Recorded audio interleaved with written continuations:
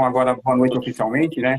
É um prazer hoje estar batendo um papo aí com o professor Thomas Martin, da Universidade Federal de Santa Maria, Rio Grande do Sul, né? E hoje o nosso bate-papo é sobre o uso de bioinsumos, né, na agricultura, tá? Na produção de grãos, tá? Eu falo aqui de Jataí, sudoeste do estado de Goiás, é importante região produtora de soja, de milho, safrinha, né? O pessoal estava perguntando até quantos por cento já colhe aqui na nossa região. A gente estima que já passa de 50% já a área de colheita aqui de milho safrinha, né? Jataí planta em média em torno de mais de 200 mil hectares de milho, e a gente já prevê que colheu pelo menos 100 mil hectares. Tá? As médias, Jataí sofreu aí com um pouco de falta de chuva no final, tá? Prejudicou bastante a produtividade. Aliado ainda a ataque de garrinha, né? E agora está tendo o gargalo também no armazenamento. Né? Mas tudo faz parte do agronegócio, né? Da agricultura, sempre com fortes emoções, né? Mas é isso aí. Tá? Professor, você pode ficar à vontade aí, estar se apresentando, falando de onde está falando, né? Falar um pouco do trabalho que o professor vem desenvolvendo, tá bom? A casa é sua. Boa noite, professor. Tá Fica à bom, vontade. tá ótimo. Primeiramente, muito obrigado, obrigado pelo convite. É sempre uma alegria poder falar com você aí, Nestor, e com todos que trabalham com agricultura, porque hoje nós estamos aqui da Universidade Federal de Santa Maria, no Rio Grande do Sul, né? E nós temos aí um desafio muito grande no dia a dia, que é trazer sustentabilidade. Então, desde 2011, estou nessa busca aí aqui junto à universidade, com alunos de graduação, mestrado, doutorado, né? Um campo experimental bastante interessante aí. Nosso campo experimental ele tem em torno de 5 hectares, né? Na safra passada aí nós realizamos aí 26 experimentos de pesquisa com bioinsumos, né? Quando a gente conversou pela primeira vez aí, a gente né, tinha sim alguma coisa, alguma proposta com volume de caldo e tal para trabalhar, mas a gente está destinando agora 100% da área para utilização e testes de bioinsumos, né? Certo, certo. E porque nossa missão aqui é trazer a sustentabilidade, não só aquela sustentabilidade, Nestor, aquela sustentabilidade assim rasa, mas uma sustentabilidade sedimentada em uma sustentabilidade econômica, ambiental, social, né? Mas o produtor ele vai sim ter condições de ser ambientalmente correto se ele tiver condições, né? Através de elementos da pesquisa que a gente fornece aqui, já está fornecendo há mais de 10 anos aqui com essas nossas pesquisas. Então, eu sou formado pela Universidade Federal de Santa Maria. Thales Pezzini acabou de entrar aí, meu colega de graduação. 20 anos agora, né, esse ano, 20 anos de graduação. Depois fiz mestrado aqui na universidade, depois eu fiz doutorado na Exalc, USP, uma parte no Forschungszentrum Jülich, da Alemanha. Aí trabalhei no Paraná, 2 vizinhos do Paraná, e desde 2011 estou em Santa Maria conduzindo esses experimentos, né? E é um grande desafio, principalmente esse ano aí que a gente está com o custo de produção bastante alto e com alguns elementos assim com bastante dificuldade para produzir para a próxima safra, né? Então esse é um pequeno resumo dos elementos que a gente trabalha aqui em Santa Maria. Certo, não, beleza, professor, tá de parabéns aí pelo trabalho, né, que vem desenvolvendo, né, a gente também acredita, né, que o bioinsumos é uma área aí que vai crescer muito, né, que está crescendo, né, e tem muito o que crescer ainda, né, professor? E querendo ou não, hoje o Brasil é um país pioneiro, né, professor, na utilização e no desenvolvimento aí de bioinsumos? Sim, isso é uma grande verdade. O Brasil, de repente, a gente sofre ataques assim descomedidos aí por uma série de pessoas que talvez não estejam tão bem informadas, mas o Brasil é celeiro, é pioneiro nessa área, na pesquisa, desenvolvimento e produção de bioinsumos. Utilização também, né, Desde professor? 1900, E, consequentemente, da utilização fixação também, né? biológica, e exatamente, desde 1956, quando foi instalada a primeira fábrica aqui no Rio Grande do Sul e no Brasil de, de inoculantes, né? E até a década de 80, uma primeira fase que as coisas andaram um pouco lentas, né? E depois de 80 até 2000, 2010, por aí, uma segunda fase, um pouco trabalhando mais com o Brett Rhizobium na soja, o Azospirillum no milho, como promotor de crescimento e fixador de nitrogênio. Certo. E agora está vindo uma enxurrada grande, enorme de outros micro-organismos importantes aí na produção de grãos. Então a gente tem que ter um cuidado bastante grande para saber o que usar, como usar, quando usar e qual o volume de calda, o volume de micro-organismos que a gente vai colocar nessas nossas áreas. Então, é algo realmente desafiador aí. Muito bem, professor. O professor praticamente já falou tudo aí. O que usar, quando usar, né? E o que usar, né? Praticamente aí são as interrogativas aí que muita gente tem, né, professor? Né? Acho que, como o professor falou aí, a base foi os inoculantes, né? E, consequentemente, né? Agora tem, né? Aqui usou muito inoculante, depois o pessoal tirou o pé, mais as áreas novas, né? Mas agora com uma coisa que está favorecendo muito, né, professor? A utilização agora, principalmente aqui na região de biológico, é o uso aí, né, dos tanques, né? Dos tanques pulverizadores de linha, né? De suco, né? Então, muitos produtores que áreas velhas não utilizavam inoculantes, né? Já não vinham utilizando, voltaram tudo a utilizar, né? Porque estão usando... É verdade. Isso é verdade. Então, acho que é um fator primordial, né? E outra, aí eles vêm usando em quantidades altas, né? É verdade. Nós temos... eu tenho o seguinte entendimento.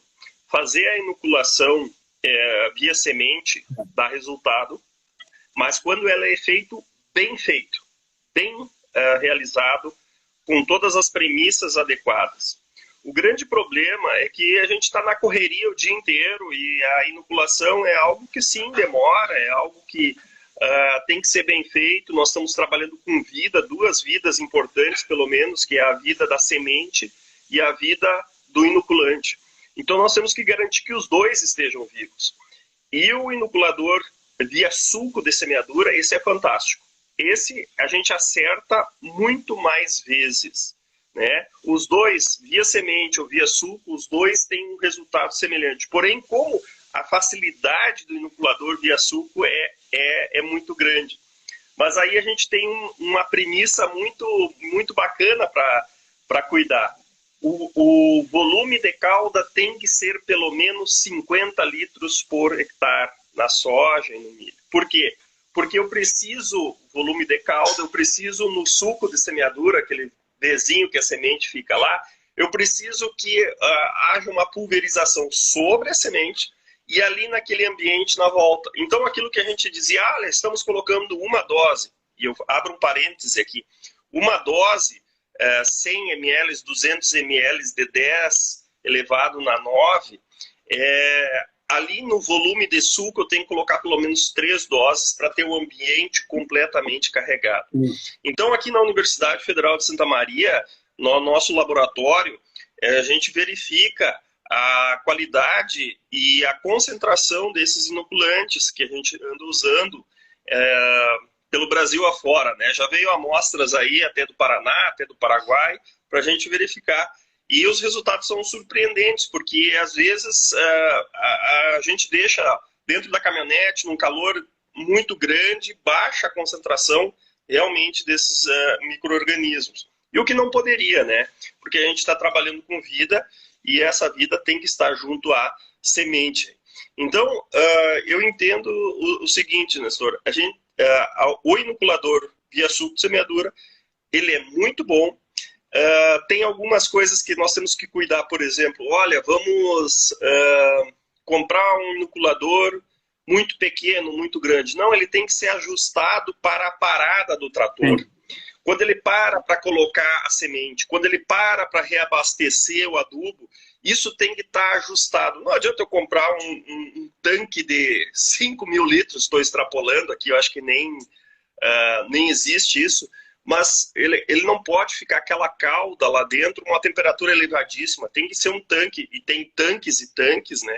Alguns tanques de pulverização que tem um controle térmico, tem um termômetro, evita alguma coisa, evita que a temperatura suba muito ali dentro, passe de 30 a 35 graus, isso é ruim.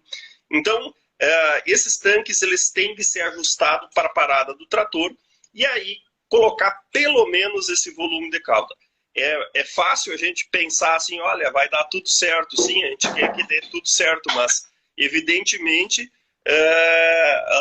tem que buscar essa excelência, porque vamos pensar só na soja, cada tonelada de grãos que você vai produzir são 83 quilos de nitrogênio que a gente está precisando injetar através da fixação biológica. Eu preciso fazer isso.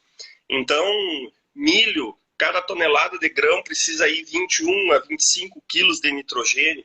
Então, é uma condição que eu preciso ter com uma qualidade muito boa, porque senão eu vou estar usando o bioinsumo de uma maneira errada e isso é problemático. Não adianta a gente achar que o bioinsumo é barato por vezes, né? A pré-de-risóbios, os pirilo, a dose é barata, mas se você colocar e não tiver efeito, ele se torna muito caro. Verdade. Na verdade, você tem que... o caro e o barato é uma relação de funcionalidade. Se ele está funcionando, ele vai ser barato, porque ele funciona. Isso é uma coisa muito clara, assim, ó. Esses micro-organismos sendo colocados numa concentração elevada junto à semente, eles vão proporcionar um maior crescimento de raiz e reduzir os custos do produtor e ter esse apelo econômico que a gente precisa esse ano aí, né? Então, eu acho que é um caminho sem volta o inoculador via sulco, né? Tem muito que se falar, mas eu acho que tem outros assuntos para a gente debater. Quem não fez ainda, com certeza vai entrar nesse caminho, porque ele é muito, muito importante e vai te dar uma rentabilidade, vai te dar uma eficiência muito maior. Então, com certeza, né, professor? Aqui, principalmente as áreas novas, né? Praticamente tem muita área abrindo aqui na região também, né? Aí, normalmente, essas áreas novas, as plantadeiras, todos os produtores já vêm colocando já os pulverizadores de sulco, né? Que, querendo ou não, muitas vezes a semente já vem tratada das empresas, né? E praticamente o pessoal não quer mais fazer o retratamento, né? Praticamente o tratamento que vai fazer é somente a complementação aí via pulverizador de sulco, né? Então, professor, dando sequência, então, né? O que o professor vai querer abordar primeiro aí? TS? Uma coisa importante que você colocou é o TS, né? Semente de milho, eu acho que já vem 90%, toda semente de milho, 90% vem com TS. A de soja, muitas estão vindo com TS, ok? Mas fazer a inoculação a campo, on-farm, ou fazer o TS on-farm, exige alguns cuidados bem importantes. O agricultor ele fica exposto aí a se contaminar com isso é bastante sério, a gente não quer que o agricultor se contamine. E, na maioria das vezes, a falta de pessoas para te auxiliar ou a correria do dia a dia vai fazer o quê? Vai fazer com que você misture o TS junto com o inoculante, o bioinsumo. Isso é um problema, porque ao misturar, vai ocorrer uma série de mortes de bactérias e aí a tua eficiência vai ser reduzida. Então é melhor fazer pulverização. Quando o professor fala misturar o quê? Misturar qual produto? Quais produtos? O TS, qualquer inseticida e fungicida, porque ele vai ficar junto na mesma cauda. Isso a gente não pode fazer. Não pode fazer porque esses íons do inseticida e fungicida eles vão agredir as bactérias, né? E a eficiência vai baixar muito, né? Então, no passado a gente dizia, vamos pegar a soja, o exemplo da soja, tinha que ter 20, 30 nódulos de soja, nódulos por raiz de soja. Bom, para aqueles níveis de produtividade era suficiente, né? 1.800, 2.500 talvez eram suficientes. Mas agora nós precisamos produzir mais, 3, 4, 5 toneladas, e nós precisamos aumentar o número de nódulos. Aumentando o número de nódulos, o que vai acontecer? Vai aumentar a produtividade. Nós fizemos uma relação aqui, que cada nódulo a mais por raiz de soja, ele vai te dar 14 quilos a mais de grãos, né? Então, isso é uma coisa importante. E alguém perguntou aqui, rapidamente, eu estou lendo os comentários aqui, né? Alguém perguntou... Isso, aí eu já vou responder. Em pH alto, mesmo em pH alto, né? Não adianta. Essa mistura, inseticida, fungicida, junto no inoculante, não é legal. Não façam isso. Nós temos uma aluna hoje que está fazendo o mestrado conosco e está testando esses elementos de mistura de caldo. Então, o glifosato, por exemplo, o glifosato é algo danoso pro micro-organismo, né? Ele quase reduz a zero.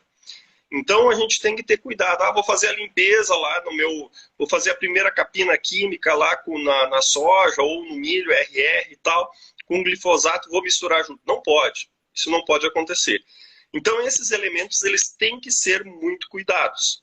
Muito, muito cuidados. Porque senão não vai adiantar. Você está colocando um produto químico junto com uma bactéria lá, né? Nesse caso, o Bradyrhizobia, ou Azospirilo, ou Pseudomonas, ou algum outro aí, e tu vai ter uma resposta que não é aquela que tu gostaria, né, em número de nódulos. Tu tem que aumentar o número de nódulos aonde? Na raiz, na coroa da raiz da soja, por exemplo, ali, porque significa que são nódulos que vêm daquela bactéria que você está introduzindo dentro do sistema. E isso é fundamental. Então, a gente tem que ter esse cuidado, tem que ter essa calma, tem que ter esse entendimento. Quando eu falei agora glifosato, ou falar algum fungicida, inseticida, alguma coisa, todo mundo vai, essa turma que está conosco aqui, todo mundo vai saber para que serve. Mas quando eu começar a falar assim, olha, Bradyrhizobium, Bacillus aribatae, Bacillus amylolequefacens, Pseudomonas, Azospirilo e tal, poxa vida, é uma série de nomes diferentes que a gente vai ter nós vamos ter que aprender no nosso dia a dia. Assim como a gente aprendeu o nome do fungicida, o nome do herbicida e inseticida, nós vamos ter que aprender isso. Porque essa revolução que está acontecendo hoje, ela é muito, muito, muito intensa. E ela veio para ficar. Nós já temos exemplos bastante claros na nossa agricultura, Nestor, que é o seguinte: um herbicida que eu tenho uma falta dele, eu sinto uma falta cada vez que eu vou na nossa área lá, que é o paraquat. Eu achava ele fantástico, fantástico, mas ele sai do mercado. Daqui a pouco nós chegamos para mais restrições para o 2,4-D, ou hormonais em geral.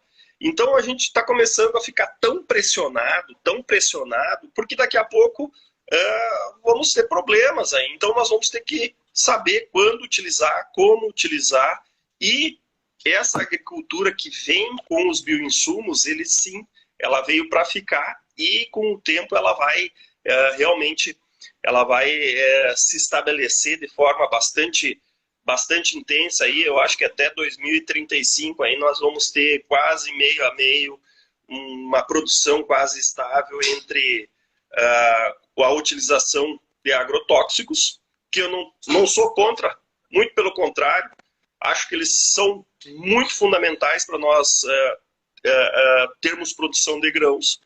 E uma outra parte com os bioinsumos, eles têm que coexistirem, mas eles não precisam estar juntos na mesma cauda. Eles podem estar um pouquinho separados, né, em momentos diferentes dentro da tua aplicação, do teu manejo, das culturas, e isso veio para ficar.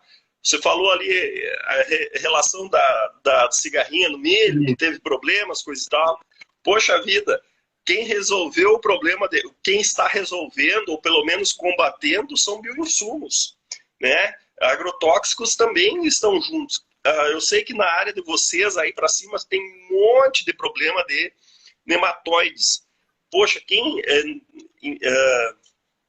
para nematicida aí, o que acontece? Os nematicidas, eles têm uma eficiência aí de 45% a 55%.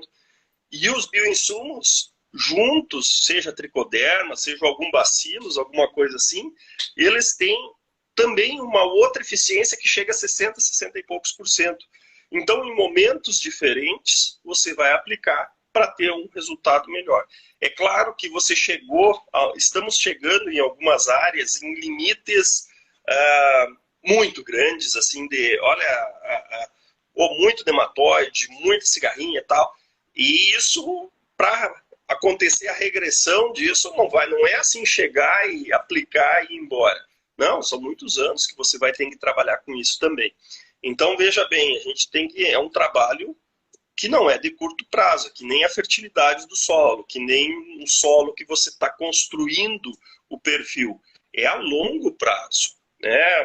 Um prazo 3, 4, 5 anos, e isso veio para ficar, e tenho certeza que não é de uma hora para outra que vai te dar um resultado espetacular. Aos poucos você vai notando, sim, já no primeiro, segundo ano já vai notando, mas a eficiência mesmo é um pouco mais 3, 4 anos ali para nematóides e tal, alguma coisa assim. Tudo bem, professor. Vamos partir um pouco mais para a prática, né?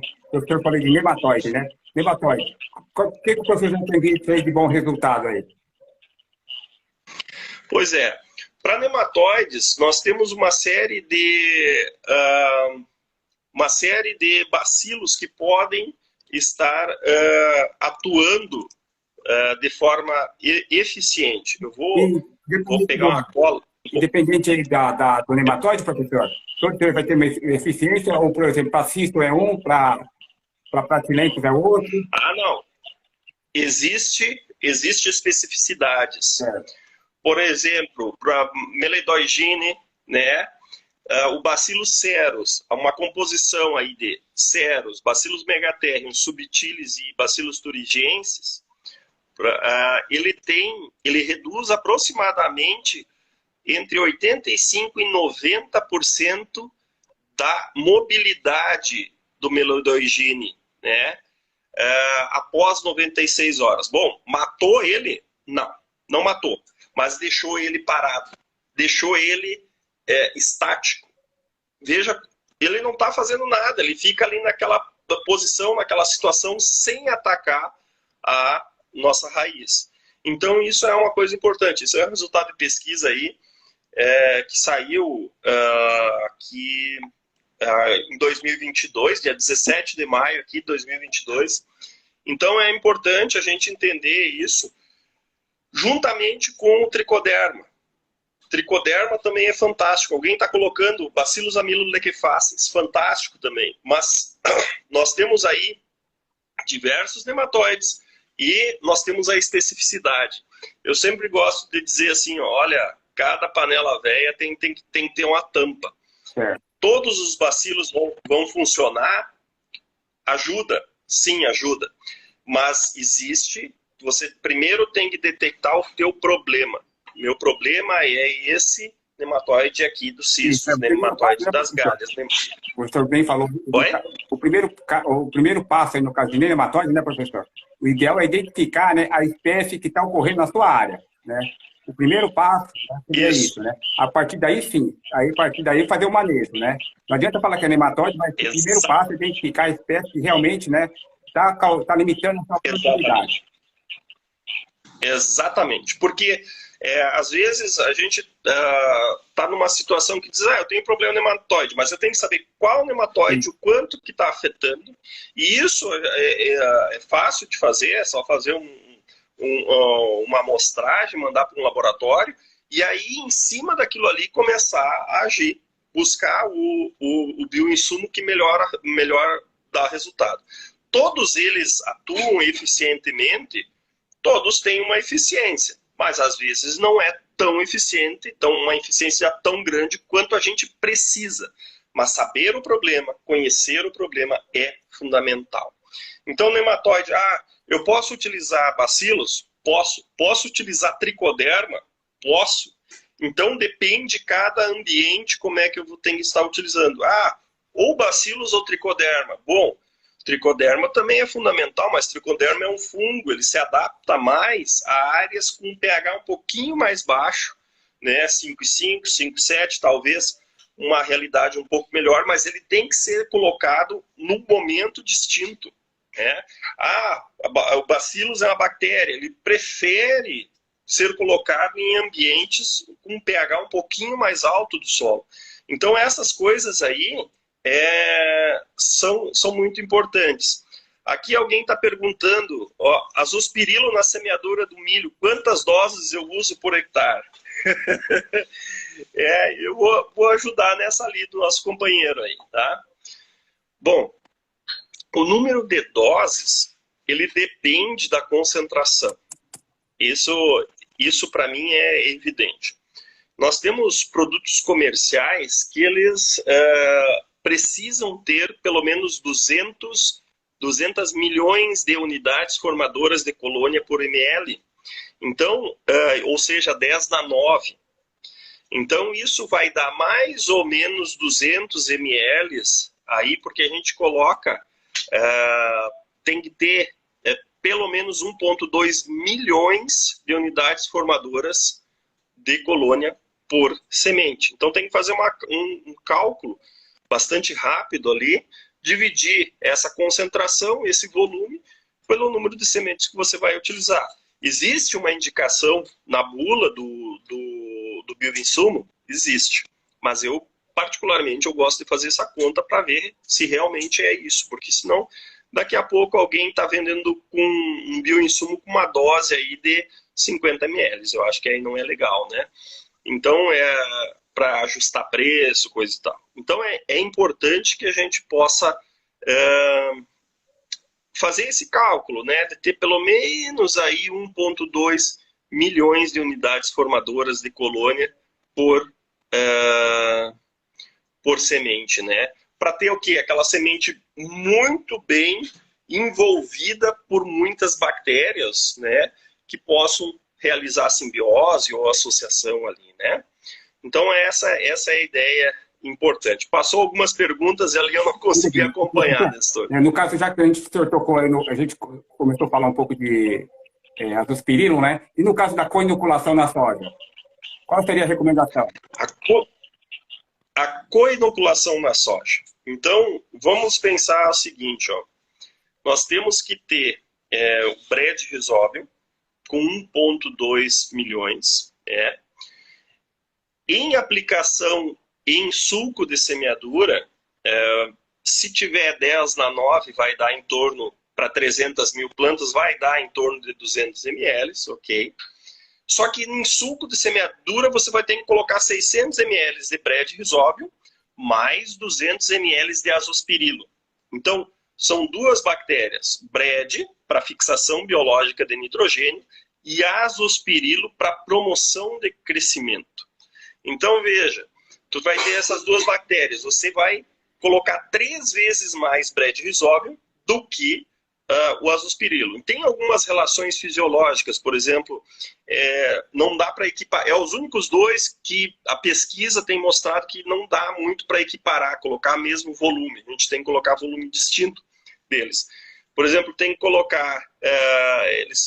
o azospirilo tem um crescimento mais rápido, produz malato e tal, pode dar algum distúrbio fisiológico, assim por diante. Então, a gente tem que colocar 3 vezes mais Bred do que azo. Agora, você falou no início da live, eu estava escutando enquanto estava tentando conectar áreas novas. Poxa, se a área é nova, você ainda tem que dobrar, pelo menos dobrar ou triplicar esse volume. Porque não existe nada lá nessas áreas, né? Depende do solo, esse solo está assim, com uma condição de bactérias, pelo menos essas duas, muito baixas. Então, tem que ser um volume muito maior, e aí somente a inoculação via sulco vai fazer isso. É claro que cada caso é um caso, tem que estudar, tem que olhar, tem que ver, tem que organizar isso e assim por diante. Aí só para ilustrar o professor, né? Nessas áreas novas aqui, a gente tem utilizado na faixa de 20 até 20 doses por hectare. Às vezes acontece, sim. Às vezes acontece.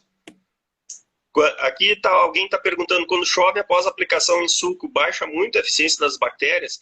Bom, se eu disser assim, tem que me dizer quanto choveu, né? Quanto escorreu e quanto lixiviou. Se for uma chuvinha mansa, uma chuvinha lá de 20, 30 milímetros, nossa senhora, você pediu a Deus essa chuva, porque veio lá para deixar o solo úmido. E se você puder ligar para São Pedro e dizer, São Pedro, manda uma chuva de 20, 30 milímetros depois da semeadura, depois dessa inoculação via suco, você está no céu.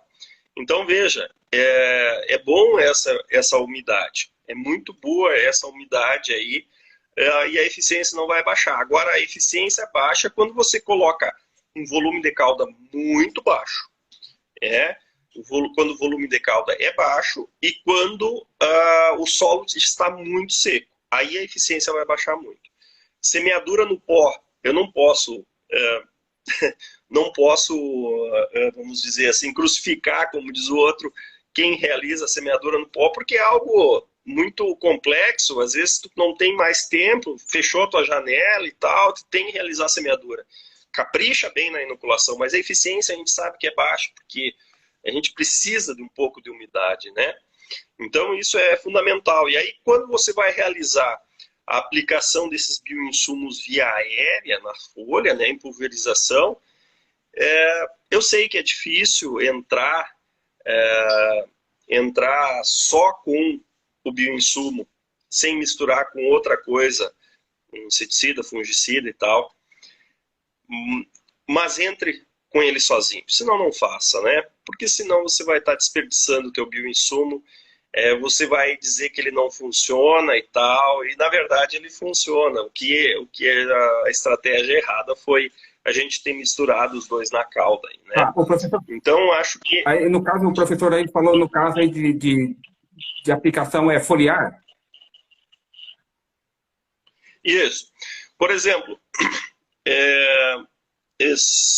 faz uns 2 meses que eu publiquei um artigo técnico na revista Cultivar, que eu dei umas dicas aí interessantes, até tá no nosso Instagram aí da Cochile e tal, dá para baixar ele, porque assim, ó, eu posso colocar via suco de semeadura. Sim. Então, mas eu coloco 1, 2, no máximo 3 micro-organismos. Não mais que isso, porque senão eles competem entre si.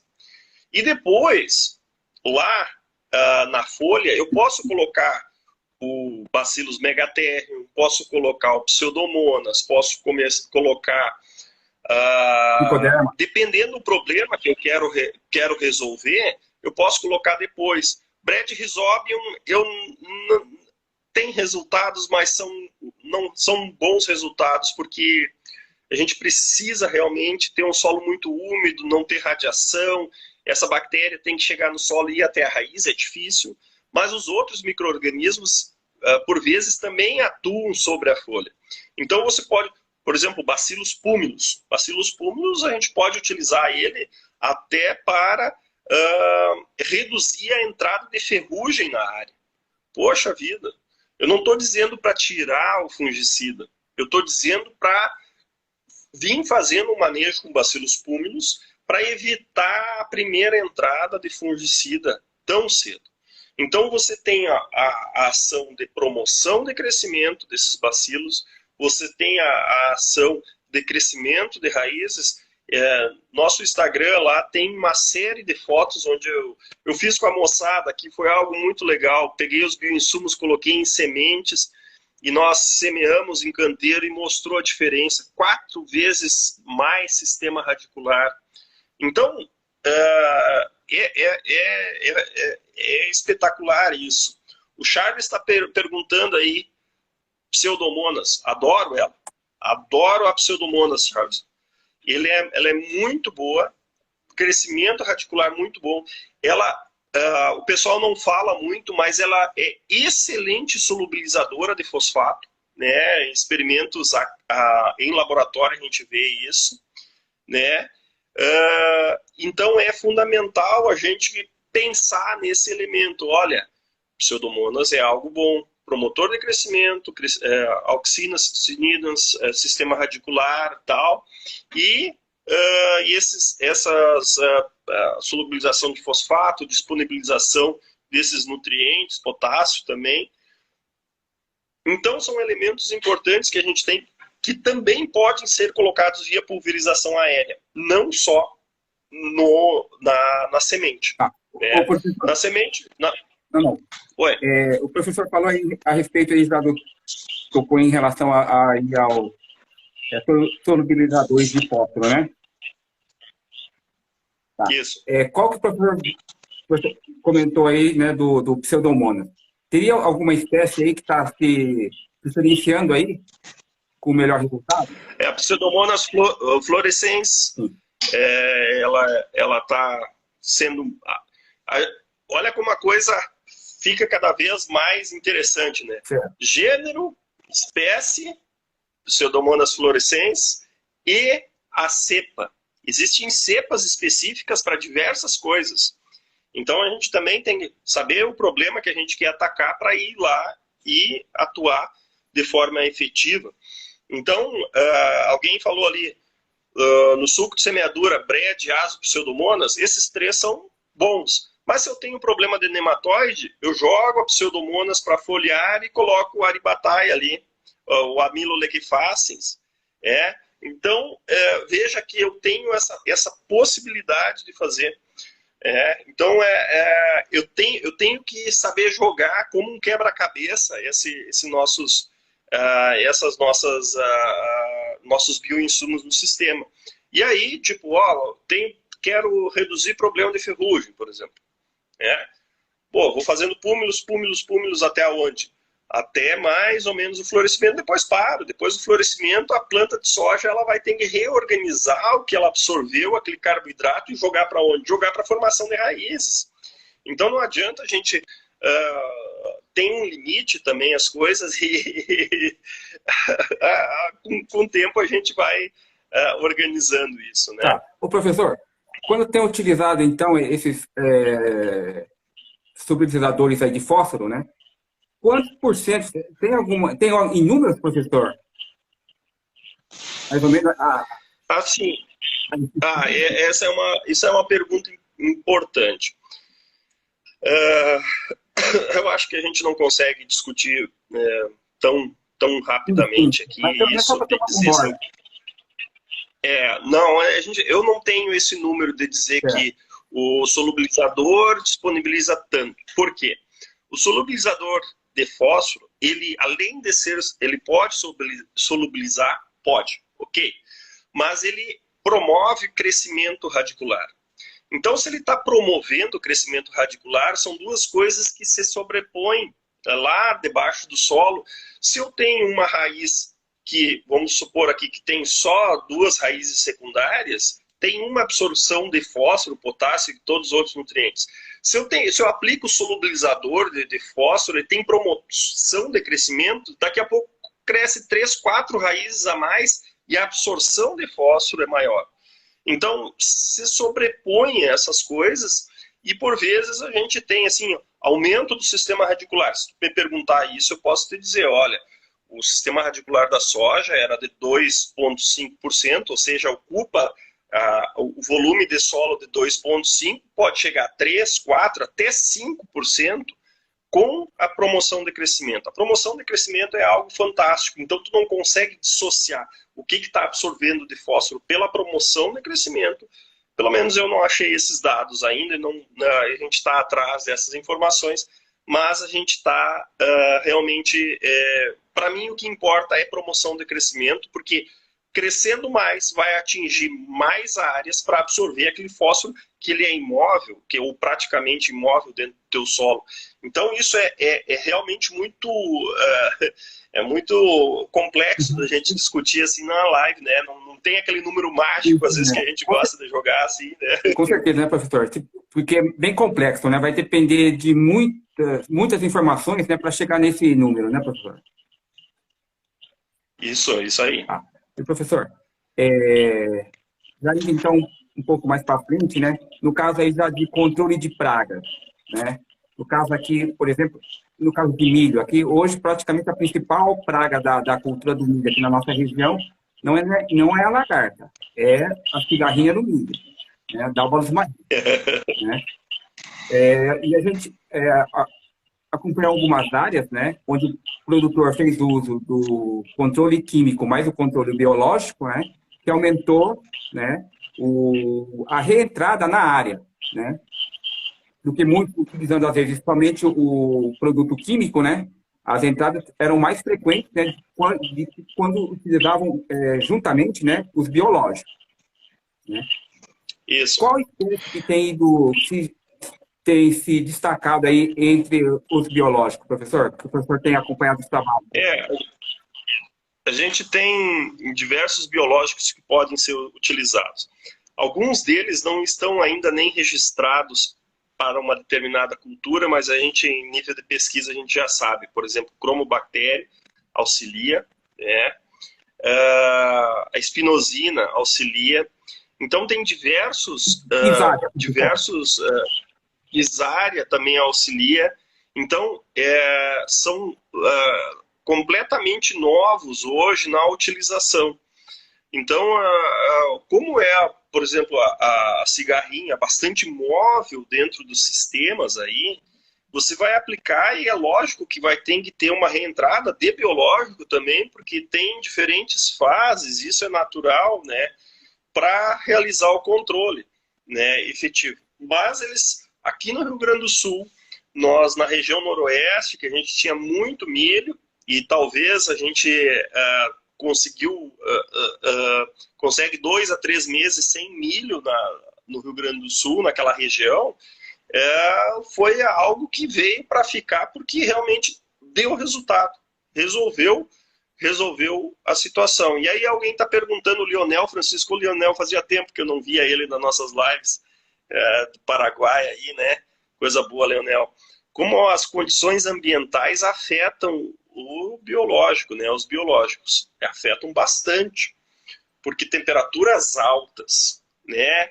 A umidade relativa do ar baixo e radiação solar alta são ruins. Então, o que eu tenho que fazer? Eu tenho que buscar o quê? Eu tenho que buscar estratégias para evitar isso.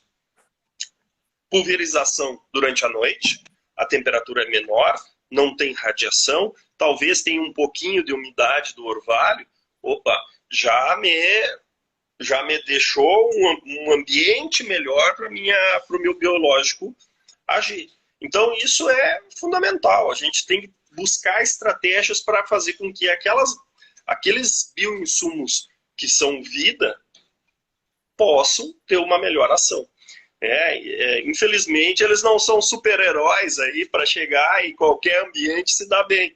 Não, eles têm ambientes, têm janelas específicas e a gente está aprendendo muito a cada dia que a gente está indo no campo, olhando as situações, porque realmente as diferenças são gritantes. Tá. E o professor, se utiliza muito a Bovéria ainda para cigarrinha, mas essas espécies que a gente comentou são mais eficientes hoje. Pois colocar lado a lado eu não tenho resultados, né? Talvez a Bovéria também é bem eficiente, ajuda e tal, o padrão é Bovéria, mas eu não tenho essa relação de colocar lado a lado, porque isso não tenho essa informação, né? Não. Mas é uma coisa importante, a gente está meio que testando e ajustando aí, né? Professor, e a respeito do... Alguém colocou uma pergunta grande aí, subiu logo. E o professor, e a respeito para controle de percevejo castanho? Pois percevejo castanho, a gente tem a cromobactéria, tem 2 ou 3 cepas rolando por aí, né? E uma coisa que não tá muito clara isso da cromobactéria. E algumas dessas cepas, elas são eficientes e outras não. E ainda não sei se a gente entende a eficiência da cromobactéria ou a eficiência do produto do metabolismo secundário que ela gera. Então, é muito mais o metabolismo secundário atuando sobre as pragas do que a própria bactéria. Então, isso é importante a gente entender, porque talvez aí depende até o sistema que ela está sendo produzida. Produzir ela talvez seja mais fácil do que produzir o produto do metabolismo secundário, que exige condições bem diferentes. Correto. O professor comentou aí do metabolismo secundário. Isso. Metabolismo secundário, por exemplo, assim, vamos pensar, saio de casa de manhã cedo, passo o meu desodorante, fico bem cheiroso, né? E vou para o campo, começo a trabalhar e o desodorante não tem uma eficiência muito boa, né? Então tem aquele cheirinho de asa, a gente suor, né? Esse é um metabolismo secundário que algumas espécies de bactérias e tal tem essa ação de produzir outras substâncias, que essas outras substâncias que conseguem afetar essas pragas. Então isso que é o interessante. A bactéria em si, ou o fungo em si, não é o mais interessante. O que é interessante é o que ela produz quando em presença da praga ou no ambiente, né? Correto. É porque normalmente o pessoal utiliza, aí, no caso do percevejo castanho, né, o metarrhizo, né? Também pode ser. Também tem diversas estratégias para a gente entrar aí, né? Certo, correto. Professor, em termos de... O professor comentou alguma coisa, né? A respeito, então, de doenças, né? Por exemplo, na ferrugem, o pessoal tem utilizado já algum produto biológico, né, professor? Por causa de fungicida biológico. Caiu um pouquinho aqui, mas eu acho que eu consegui compreender. Fungicidas biológicos. Nós temos um problema muito sério, que é a questão da esclerotínia, o mofo branco. Então, para mofo branco, a gente pode entrar com o tricoderma. Né? O tricoderma harseniano ele pode atuar, mas ele tem que ser aplicado 10 dias antes do florescimento da soja. Tu tem que ter uma uniformidade nessa produção, nessa lavoura de soja, para ter mais ou menos aí um momento correto para aplicar o tricoderma. Então, veja, posso usar o tricoderma? Posso. 10 dias antes do florescimento e depois no florescimento eu entro com um fungicida químico, da minha preferência.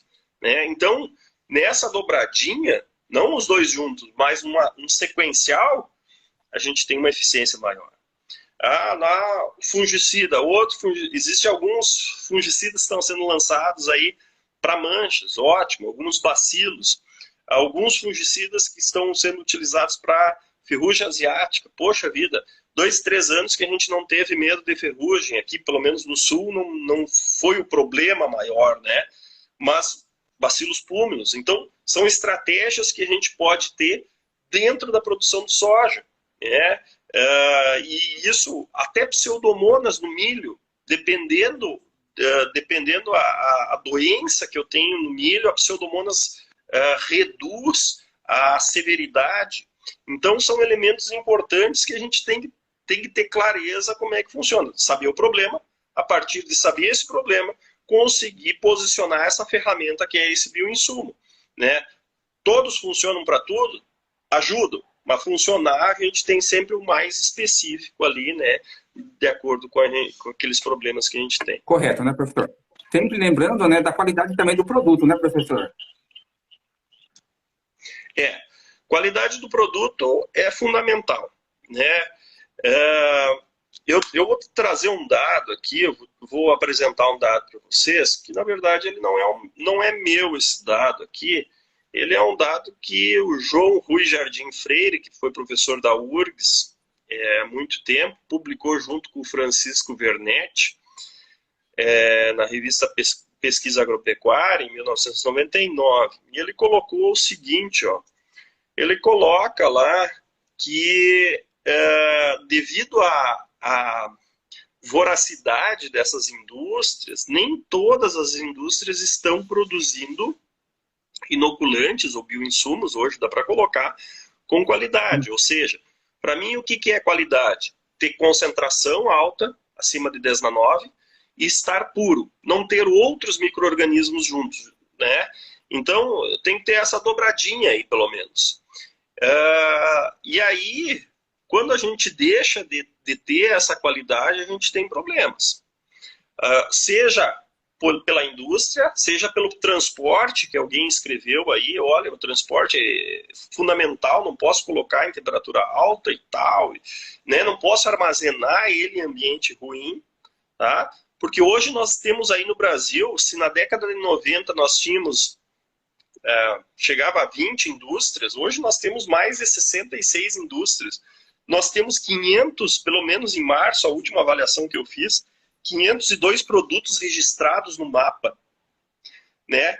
E no nosso laboratório, é uma ação de extensão que a gente realiza aqui, Nestor. Quem quiser pode entrar em contato aí. O pessoal manda o inoculante fechado, lacrado, a gente abre dentro da câmara de fluxo e faz uma avaliação, isso é gratuita. Né? Se você vai pagar em algum lugar, é em torno de entre 50 e 100 reais por amostra, mas a gente faz para os agricultores para ver essa noção. Então, entre 40% e 50% dos inoculantes, eles têm problemas, ou não estão numa concentração boa, ou não estão puros, estão contaminados, e aí a gente tem problemas. Alguém coloca ali, e se nós fizermos a inoculação em pulverização antes da semeadura? Depende o que tu vai fazer, né? Se tu entrar com tricoderma, talvez dê. Mas Brad, Rhizobium e Azospirilo, não. Né? Prefere sempre fazer via semente e via pulverização no suco. Tá? Então, são coisas, às vezes a gente diz assim, ó, isso eu tenho certeza. Isso aí eu tenho certeza. Outras coisas eu disse hoje, mais ou menos, né? E outras coisas eu disse, isso não dá. Então, o campo é aberto ainda, né? Professor, e o que o professor acha aí da utilização aí dos produtos on-farm? Produtos on-farm, né? Tem bons produtores on-farm que produzem produtos excepcionais. E tem produtores on-farm que não entenderam ainda que isso é um processo microbiológico, né, que tem uma série de contaminações. Então, veja, assim como indústrias, existem indústrias de primeiro mundo, existem indústrias medianas e existem indústrias ruins. É a mesma coisa eu perguntar para qualquer um dos nossos, da turma que está nos assistindo aí, carro 1.0, qual que é o melhor? Tem um que é bom, que se adapta para você. Tem outro que é ruim. Se eu quero sair de Santa Maria a Porto Alegre, eu posso ir de avião. Posso ir de, vamos dizer assim, de uma caminhoneta. Acho que de Ferrari eu não posso ir, porque tem muito buraco na rua, né? Então, de Fuca, de mula, talvez vou demorar mais tempo. Então, tem essas relações. Independente se você está utilizando on-farm, que é uma possibilidade, acho que é uma possibilidade sim, ou via indústria, eu acho não, tenho certeza, verifique a qualidade do seu produto. Isso é principal. Se você está produzindo, cara, eu acho que é importante você verificar o que você está produzindo, porque senão aquilo que a turma colocou, 200 ml disso, 200 ml daquilo, não vale. Porque a concentração é muito baixa ou tem muita contaminação. On-farm, ele está se especializando muito, a gente está indo para um lado sem contaminação ou contaminação muito baixa. A contaminação, vamos dizer, eu estou lá na semeadora, né, mexendo com a moçada, com os guris lá na semeadora, trabalhando na semeadora e tal, e aí imagina dentro do laboratório on-farm, me chamam para eu resolver um problema, entro lá todo sujo, não pode. Tem que ter uma asepsia, tem que ter uma condição de água importante, uma condição de ar esterilizado, uma condição de meio de cultura, de cepas, que às vezes as pessoas não têm isso. Isso leva muito tempo para a gente ter uma condição padrão. Pode ser feito? Pode. Na indústria, isso já é feito rotineiramente, né? E isso vai te dar a ideia. E se você tem dúvida, pega o produto, leva para algum lugar e testa, né? No nosso laboratório aqui ou em qualquer outro laboratório. E isso é importante, né? Porque assim como, vamos dizer, tem muita gente que vem de varredura de adubo, né? Químico aí, né? Eu não sei. Eu pelo mínimo testaria, né, as concentrações antes de comprar qualquer coisa, porque senão eu posso entrar numa fria, né? E antes de aplicar, né? São coisas assim. Antes de aplicar, né? Ué? Antes de aplicar, né? Antes de aplicar, antes de aplicar. Quando você chega aqui no Rio Grande, todo mundo, talvez a nossa audiência aí seja mais aí para cima, né? O pessoal vai vir em Gramado, Canela, lugarzinho frio e tal. Vai chegar com a namorado, vão querer tomar um vinho gostoso, vai vir o garçom, vai pegar o vinho, vai trazer numa tacinha, você vai cheirar para ver se está bom. Você tem que fazer isso com o bioinsumo também, né? Tem que ver a qualidade dele antes de tomar, antes de utilizar a campo, porque senão você vai entrar numa fria e vai tomar e consumir algo que não é do seu agrado, né? Não, perfeitamente, professor. Muito bom bate-papo, professor, né? Mas nós já estamos quase chegando já ao nosso final, né? Porque eu acredito que é muita informação, né? E o pessoal às vezes não acaba levando a mensagem, né? Então, eu passasse aí as considerações finais aí para estar os nossos seguidores. As considerações finais. Primeiro, muito importante é saber qual o problema que você tem. Teu problema é nitrogênio, são alguns bioinsumos. Você quer ter mais crescimento de raiz, são outros. Se você quer proteção foliar, é outro conjunto. Dependendo da doença, saiba o problema. Em cima do problema, selecione os bioinsumos. Em cima do que você selecionou, utilize esses bioinsumos da melhor maneira, o ambiente possível. Né? Aí está o segredo da coisa, né? Esse negócio de a gente achar que é um posicionamento, aqui faz isso, aqui faz aquilo, aqui faz... Não funciona assim. A gente tem que saber o problema para depois propor uma solução aí de forma efetiva. Então, é algo... E tem que estudar. Isso tem que estudar a cada dia, tem que se debruçar em cima, porque senão a gente vai entrar em algumas furadas aí, e na agricultura a gente não está mais tendo tempo de entrar em furada, porque ela está muito dinâmica, ela está necessitando de técnicos, agrônomos, proprietários rurais que realmente estejam bem entrosados e bem cuidadosos com a sua produção. Né? Não tem mais espaço. Esse ano nós vamos ter um baque muito grande, porque o custo de produção está acima de R$4.000. Nós precisamos ter alternativas. O preço da soja está ótimo, mas o custo de produção está alto, e a gente vai ter que trabalhar de forma eficiente, né, com qualidade técnica e qualidade agronômica eficiente. Não, isso mesmo, professor. É como eu sempre falo, né, professor? Não existe receita de bolo, né? Não Cada tem. caso é um caso, né? Não é só porque o vizinho fez uma coisa que vai funcionar na sua área, né, professor? Não. E no caso de bioinsumos, muito mais, né? Porque como tem muito produto chegando, né? Muitas espécies aí, né? Trazendo aí bons resultados, né? Com certeza, né, professor? Os bioinsumos veio para ficar e a tendência é cada vez mais se consolidar na agricultura. Não só no Brasil, como no mundo também, né, professor? Verdade. Então, agradeço as informações do professor aí, né? Foram muito importantes, né? Com certeza contribuiu aí para a agricultura nacional, né? E, né? Bom trabalho para o senhor, tá? Estamos aqui também à disposição. Tá ok? Grande abraço, Nestor. Obrigado pelo convite. Um abraço a todos. A gente está sempre à disposição. E fiquem com Deus aí. Ótima safra a todos aí, seja de soja, milho, trigo, algodão e assim por diante. Estamos à disposição. Obrigado, Grande abraço. Professor. Boa noite. Boa noite, Brasil.